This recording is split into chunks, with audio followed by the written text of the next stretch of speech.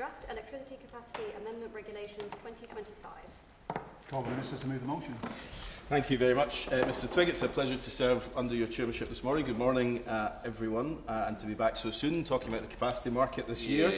I beg to move that the committee consider the draft Electricity Capacity Amendment Regulations 2025, which was laid before the House on the 16th of December 2024. This instrument seeks to make technical improvements and changes to the capacity market scheme, the government's main tool for ensuring security of electricity supply in Great Britain.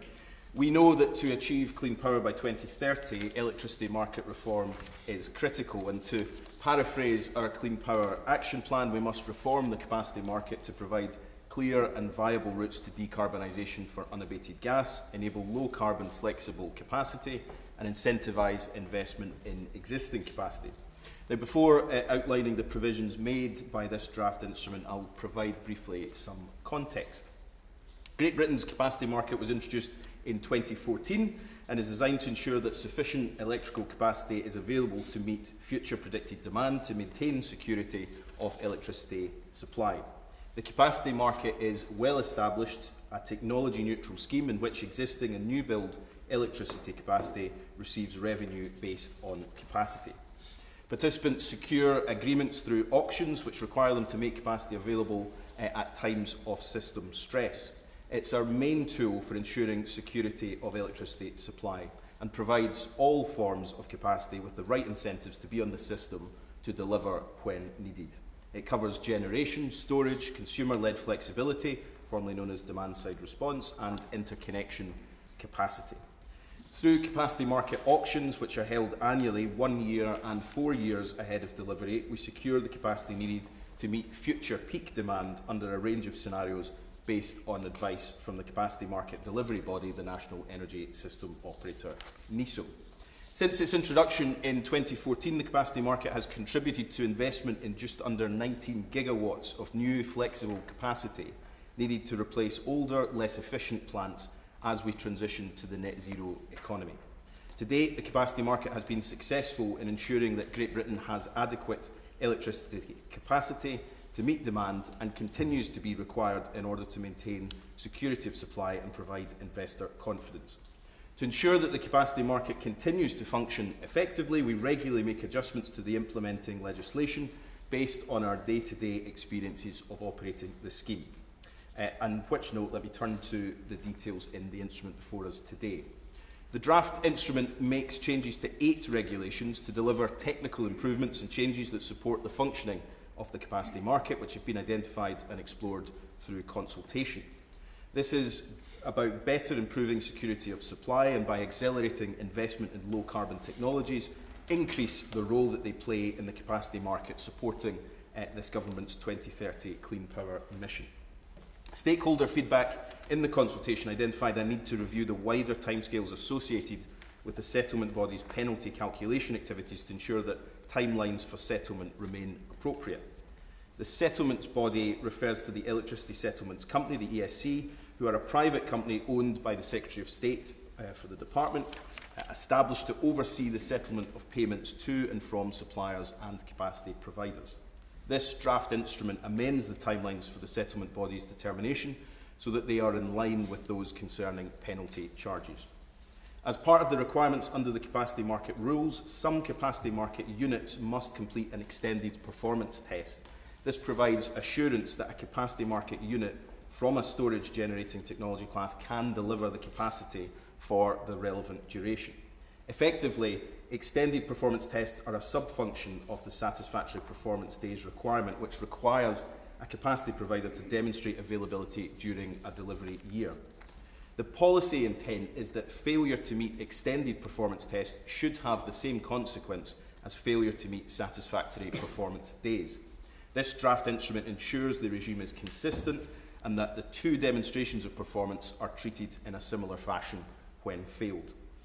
To assist industry when pre-qualifying for the capacity market, this draft instrument will further clarify that a capacity market unit can only be pre-qualified where no contract for difference has been awarded, unless the contract for difference in question has either expired or been terminated. This instrument also further clarifies that a contract for difference means a contract for difference or an investment contract entered into with the contract for difference counterparty, which has always been the policy intent. Finally, multi-year agreements provide greater revenue certainty and are likely to incentivise further low-carbon participation in the capacity market, which improves market liquidity and can lead to a greater diversity of technologies. A new 9-year capex threshold introduced by this draft instrument will ensure that new and refurbishing projects with costs that fall between the existing thresholds are not prevented from entering the capacity market.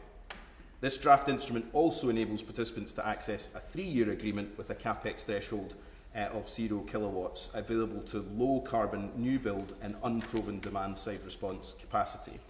It will remove barriers for low-carbon, low-capex technologies to access longer agreements in the capacity market.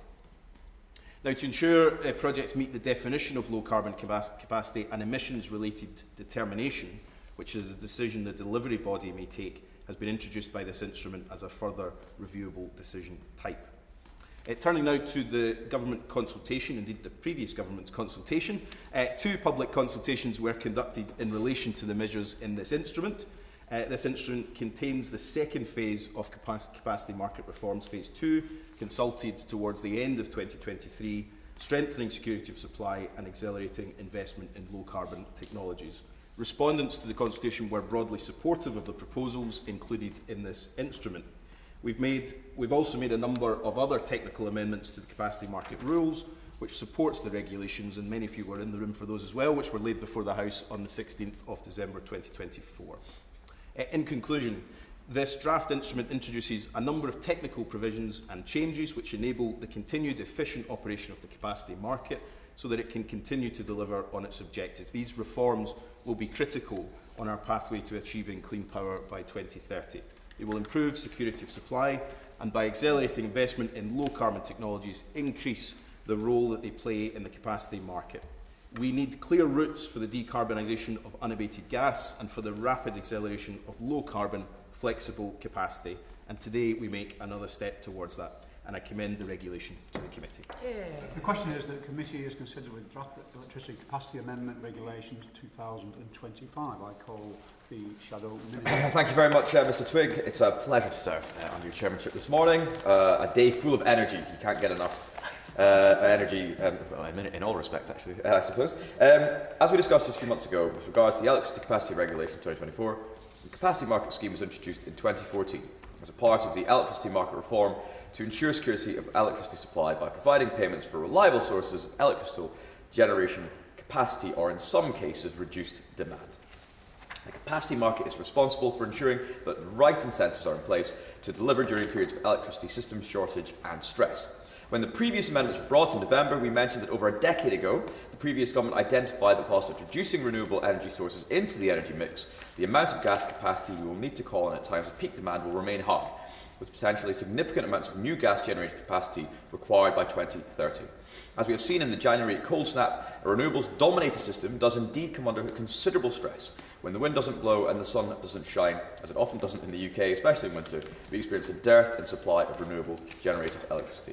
This is compounded by high demand on the coldest, darkest days. This legislation aims to improve security of supply and expedite investment into low-carbon technologies. The instrument seeks to amend the timeframe for electricity settlement companies' determinations, bringing those adjustment decisions in line with the timeframe for penalty charge. It also seeks to use multi-year agreements to provide certainty, incentivising a greater range of technologies to participate. And on that basis, and also because it was the previous government that began this work, I do not wish to oppose, and I shall not stand in the way of business today, as this instrument seeks to make minor adjustments to the capacity market, which we support. However, as before, I do wish to put on record our apprehensions on this side of the House regarding an increasingly intermittent energy system shored up by increasingly expensive capacity market payments. But as I said, we do support the moves today. The question is that the committee has considered the draft electricity capacity amendment regulations 2025. As many of that opinion say aye. Aye. Or the contrary, no. I think the ayes have it. The ayes have it. Order. Thank you.